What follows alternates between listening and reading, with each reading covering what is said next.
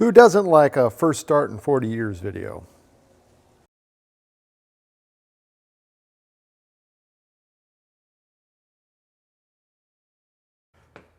When starting this phase of the project, I knew I needed to worry about three different things: spark, fuel, and air mixture. With all those handled, we could actually get this thing to fire off. Let's see what we got.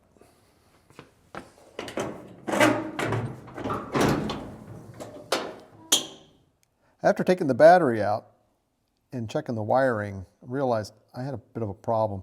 This isn't going to work. While I know it's important to have spark, the spark's supposed to be in the engine, not here. This is going to cause a fire. And then as I cut into these, they literally exploded. Not electrically, but the plastic insulation on the inside just crumbled, and the fabric on the outside is so dry rotted, it just pulled off in chunks. So ultimately what I've done is I've labeled each wire where it is here, its counterpart on this side, so I can marry everything up again later, but that's kind of crazy. Thankfully, in these old vehicles, the wiring is pretty rudimentary. It's not the same sort of thing as a modern car.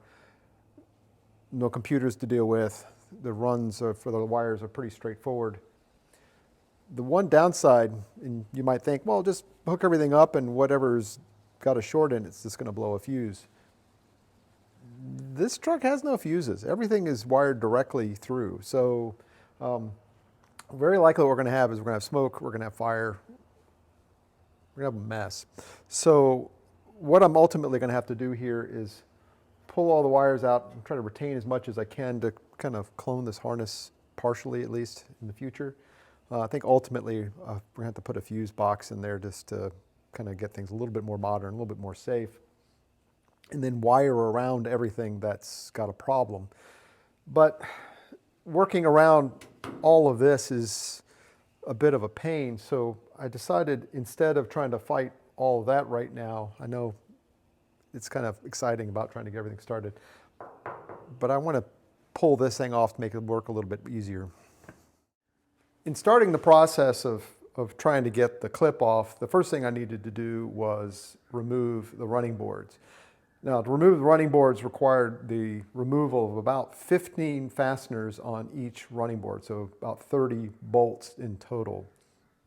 The problem I kept running into was the bolts kept shearing off. I applied heat, applied anything I could to try to get everything sort of loosened up, but this became a bit of a problem.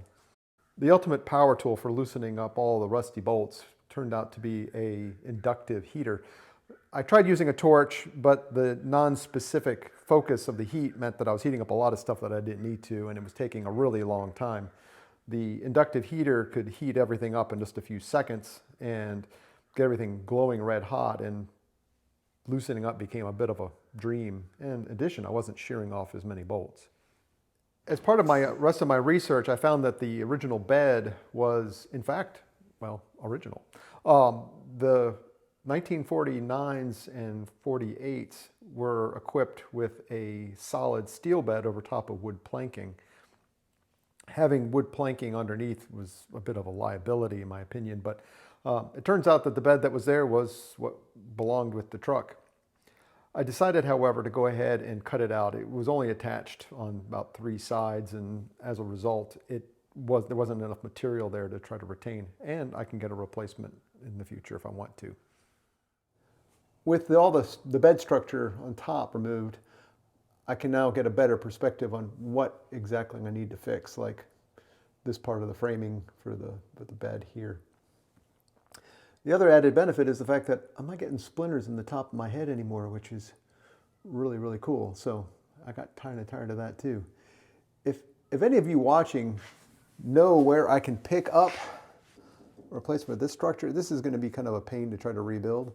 But if you know where I can find one, I haven't had much luck so far trying to track it down. Well, there you have it. I know not as exciting as actually seeing the engine start up, but you know, that's the way things go sometimes. So believe me, I'm as disappointed as you. I was really hoping to actually do something. But the next time you see this will look very differently than it does right now. All this will be gone, the bed will be gone, and perhaps the cab will be gone. And we'll be down to the frame, I hope.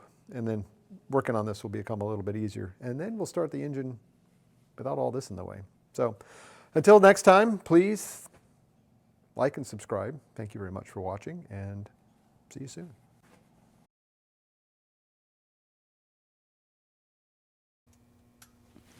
Oh, you're still here.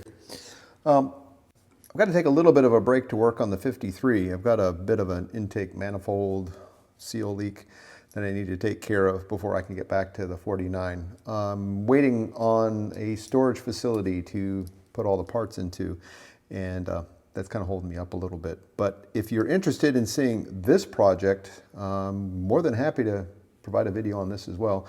There are a lot of YouTube videos on intake manifold repairs, so I don't know if anybody cares. But if you do, just add some comments in the comment section, and I will be more than happy to make a video of this project as well. So until next time, thanks again. And like I said before, please like and subscribe. Appreciate it. Thanks.